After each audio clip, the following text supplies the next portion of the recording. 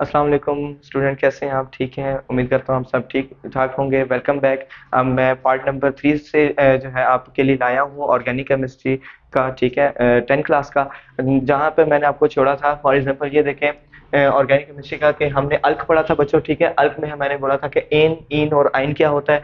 यहाँ तक मैंने आपको समझाया था। मैंने कहा कि मैं ये लिख के आपको बता दूं, जिन बच्चों को नहीं लिखने आता, नहीं समझ आ रही, वो लिख के भी याद कर सकते हैं। वैसे तो बहुत आसान है कि इसको इनके साथ मिलाते जाएं, आपको ये पूरी की पूरी चीजें समझ आ जाएंगी। ठीक है, इस एक लेक्चर की वजह से बच्चों आपके 2 लेक्चर जो है ना कंप्लीटली फिट हो जाएंगे। दो कैसे? एक आपका जो है अभी ऑर्गेनिक केमिस्ट्री का, और दूसरा जो आपका बच्चे चैप्टर है हाइड्रोकार्बन्स का। तो सेम इज जैसे ही है, वहां पे प्रिपरेशंस और रिएक्शंस आएंगे। आपने कार्बन, अगर आपको ये चीज सारी आती है ऑर्गेनिक केमिस्ट्री, तो आपके लिए बहुत आसान हो जाएगा। ठीक है, अब ये देखें, ये सारी चीजें जो है ना मैंने लिख के आपको बता दी हैं। प्रोपेन है, propene, propyne, butane, butene, butyne. ये फिर आप खुद भी जो बच्चों जब तक आप बनाएंगे, उसकी क्लियर करेंगे, तो आप लोगों को समझ आ जाएगी। ठीक है, एक दफा आप बेशक इसको रिव्यू करें। अब देखें, इस रिव्यू में आपको पता चल गया है कि ये कैसे है।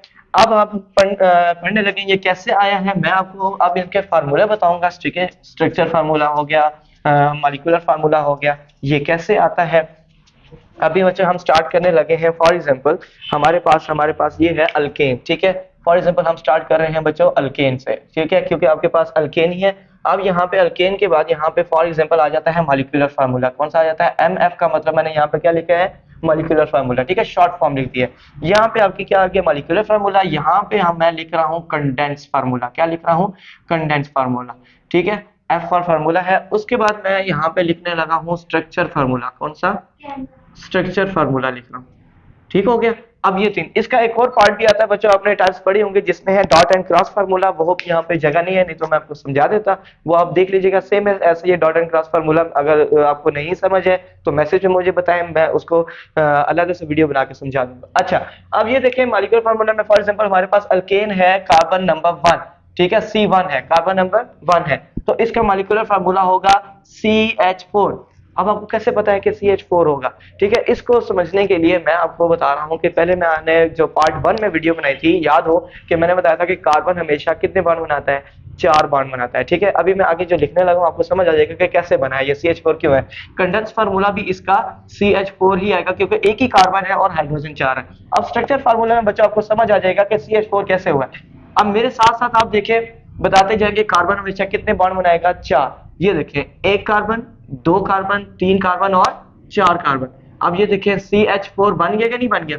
वैलेंसी 4 की आपने पूरी करते जाना है और आपकी ये सारी क्लियर हो जाएगी। ठीक है, अब ये आपका जो है टेबल बना हुआ है इस पे बुक में। आप ये लिख भी सकते हैं, इसको देख भी सकते हैं। और दूसरी बात है कि अब फॉर एग्जांपल मैं यहाँ पे आपको कार्बन नंबर, अगर आप चाहें तो कार्बन नंबर 5 आपको समझा देता हूँ। ठीक है, कार्बन नंबर 5 फॉर एग्जांपल यहाँ पे C5 है। C5 को आपको पता है बच्चे पेंटेन बोलते हैं। कार्बन नंबर 5 को पेंट बोलते हैं और एन सिंगल बॉन्ड को बोलते हैं। ठीक है, ये आगे हमारे पास पेंटेन। पेंटेन जो है कार्बन नंबर 5 को बोलते हैं, और इसका बच्चे फार्मूला होता है अभी ये कैसे फार्मूला, अगर आपको फार्मूला इसका रट्टा नहीं मारना, अगर आपने रट्टा नहीं मारना समझना है, तो इसका कैसे फार्मूला हम कैलकुलेट कर सकते हैं, ये भी कैलकुलेशन के लिए मैं आपको फार्मूला बता रहा हूँ कि एन इन आइन के लिए हम कैसे जो है ना फार्मूला जो है समझ सकते हैं कि इसमें कितने हाइड्रोजन है, कार्बन के साथ कितने हाइड्रोजन अटैच हो सकते हैं। तो फॉर एग्जांपल मैं आपको यहाँ पे एक फार्मूला लिख के देने लगा हूँ। ये देखें, ये हमारे पास फार्मूला है बच्चों CnH2n+2।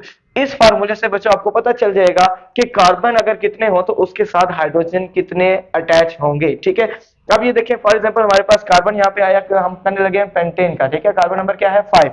तो अब देखें कार्बन नंबर 5, देन एन हमारे पास क्या है? नंबर ऑफ, एन क्या है बच्चों? Number of carbon atoms. ठीक है, ये एन किसको रिप्रेजेंट कर रहा है? Small N, number of carbon atom को, जो इसके साथ एन है और इसके साथ भी एन है। ठीक है, अब फॉर एग्जांपल हमारे पास है कार्बन नंबर 5, तो ये आ जाएगा C5। ठीक है, H2 इसी तरह। अब एन की जगह क्या आ जाएगा? 5, क्योंकि एन किसको रिप्रेजेंट कर रहा है? नंबर ऑफ कार्बन एटम को। ठीक है, ये आ गया 5 और साथ आ गया 2, तो यहाँ पे क्या आ जाएगा? C5, तो ये H2 5 10 और +2, ये कार्बन नंबर 5 और हाइड्रोजन कितने आ जाएंगे? 12। इसका मतलब ये है कि हाइड्रोजन कितने होने चाहिए? 12 होने चाहिए। ठीक है, अब यहाँ पे पेंटेन का हमारे पास फार्मूला क्या आ जाएगा? मॉलिक्यूलर फार्मूला C5H कितना होना चाहिए? 12 होना चाहिए। अब देखें, अब ये 5 जो है ये कैसे होगा, अब हम देखने लगे हैं। अब ये देखें, अब हम सबसे पहले इसका अगर हम स्ट्रक्चर फार्मूले से अगर आपको मैं समझाऊं, बाद में आप कंडेंस फार्मूला करें आपको समझ आ जाएगी, क्योंकि स्ट्रक्चर फार्मूला अगर आपको आता होगा तो आप कंडेंस भी लिख सकते हैं। ठीक है, स्ट्रक्चर फार्मूला में कैसे बनाएंगे, आपने सबसे पहले ड्रॉ करने हैं कार्बन एटम्स। कितने कार्बन एटम है? 5। आपने सबसे पहले 5 कार्बन स्टार्ट करने, 1 2 3 4 5। अब आपने सिंगल बॉन्ड इसलिए लगाया क्योंकि आप किसका कर रहे हैं? एन का कर रहे हैं। किसका कर रहे हैं? एन का। तो ये साथ साथ क्या आ गए हैं? Single bond. अब देखिए वैलेंसी पूरी करते जाएं कार्बन की। अब हम देखेंगे कि क्या स्ट्रक्चर फार्मूला के अंदर हमारे हाइड्रोजन 12 जो है कार्बन के साथ एडजस्ट हो रहे हैं कि नहीं हो रहे। अब देखें, इससे पहले कार्बन की जो है वैलेंसी पूरी करेंगे। आपको पता है कि कार्बन हमेशा कितने बॉन्ड बनाता है? 4 बॉन्ड बनाता है, 4 से ज्यादा नहीं बनेगा। ठीक है, तो ये एक कार्बन के बॉन्ड बना हुआ है, 2 3 4। पहले हम बॉन्ड्स बनाएंगे, फिर उसके बाद हाइड्रोजन जो है ऐड करेंगे। ठीक है, ये जो है क्या बन गया? 4 बॉन्ड। अब आपने क्या करना है, आपको पता है कि ये वाला जो बॉन्ड है ये इसको भी रिप्रेजेंट कर रहा है और ये वाला बॉन्ड इसको भी, इस कार्बन को भी रिप्रेजेंट कर रहा है, क्योंकि ये इसके साथ आपस में ये क्या हुआ हुआ है? ज्वाइंट हुआ हुआ है। समझ आ रही है बात? तो ये कार्बन दोनों आपस में भी ज्वाइंट है, फिर ये दोनों आपस में इस कार्बन को मिला रहे हैं, और ये वाला कार्बन इन दोनों के साथ मिला हुआ है, इसका एक अलग से कार्बन आएगा जैसे हमने इसका लगाया। ठीक है, तो ये हमने वैलेंसी पूरी करनी है। लुक एट द बोर्ड, ये देखिए 1 2 3 4 वैलेंसी पूरी हो गई। इसी तरह 1 2 3 4 वैलेंसी इस कार्बन की पूरी होगी। 1 2 3 4 ये वैलेंसी पूरी होगी है बच्चों। 1 2 3 4 ये भी वैलेंसी क्या होगी? पूरी। ये देखें, ये इसकी 4 की वैलेंसी ये पूरी हो गई है। ठीक है, ये देखें, ये इस कार्बन की 4 की वैलेंसी पूरी हो गई है। ठीक है, सेम एज ये देखें, इस कार्बन की 4 की वैलेंसी पूरी होगी है। इसी तरह सेम एज देखें, इस कार्बन के 4 की वैलेंसी ये पूरी होगी है, और ये देखें, ये इस 4 कार्बन की वैलेंसी पूरी होगी है। आपको समझ आ गई है? अब देखें, ये जो 4 की वैलेंसी पूरी है, मैं दोबारा से स्ट्रक्चर स्टार्ट ड्रॉ कर देता हूं ताकि आपको समझ आ जाए कि ये कैसे हुआ है। तो अब ये देखें, वैलेंसियां सेम एज ऊपर देख सकते हैं, ऐसे ही हैं वैलेंसियां। ठीक है, कार्बन के साथ। अब इसके साथ हमने क्या अटैच करना, आपको पता है ऑर्गेनिक केमिस्ट्री किसको रिप्रेजेंट करती है? हाइड्रोकार्बन से को। ठीक है, कार्बन एंड हाइड्रोजन के अटैचमेंट को। अब ये देखिए, यहाँ पे इसके साथ क्या लगे हुए? हाइड्रोजन एटम इसके साथ ऐड कर लेंगे। ठीक है, ये इसके साथ ये लिखेंगे तो ये क्या आ जाएगा? ये हमारी एक पूरी की पूरी चेन बन गई है। ठीक है, अब देखें, इसके साथ कितने कार्बन है? 3। अब ये देखें पूरा, अब हम टोटल कार्बन हाइड्रोजन अगर गिनते हैं कि अगर ये 12 हुए तो इसका मतलब ये है कि हमारा स्ट्रक्चर क्या है? एक्यूरेट है। ठीक है, इसके लिहाज से जो हमने निकाला है। अब ये देखें 1 2 3 4 5 6 7 8 9 10 11 12, इसका मतलब ये है कि हमारा स्ट्रक्चर क्या हो गया? बिल्कुल एक्यूरेट है।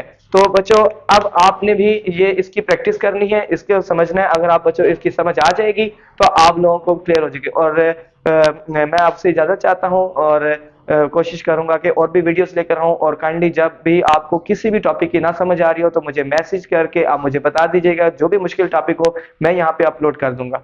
और मेरे चैनल को सब्सक्राइब भी करें, लाइक भी करें और शेयर भी करें। Thank you so much. जज़ाकल्लाह। अल्लाह हाफिज।